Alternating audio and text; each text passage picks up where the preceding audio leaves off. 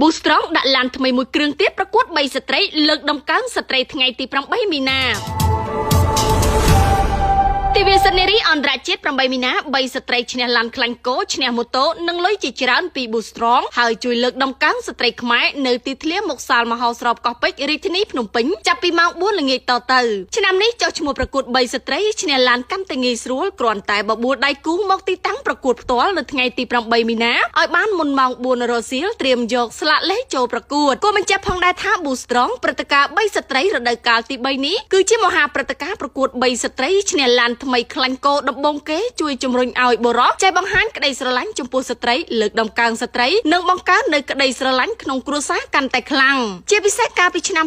2024ព្រឹត្តិការណ៍នេះក៏បានជាប់ជាកំណត់ត្រាពិភពលោក Boostrong លើកដំកើងស្ត្រីខ្មែរបរិប3ស្ត្រីច្រើនជាងគេផងដែរដូច្នេះបងប្អូនគ្រប់ខេត្តក្រុងកុំភ្លេចបបួលមនុស្សជាទីស្រឡាញ់មកចុះឈ្មោះប្រកួត3ស្ត្រីឈ្នះឡានឲ្យបានគ្រប់គ្នាបងប្អូនទិញ Boostrong ផឹក Boostrong គឺជាចំណែកបង្កើតមហាព្រឹត្តិការណ៍3ស្ត្រីឈ្នះឡាននេះឡើងផឹក Boostrong ឆ្ងាញ់ជាង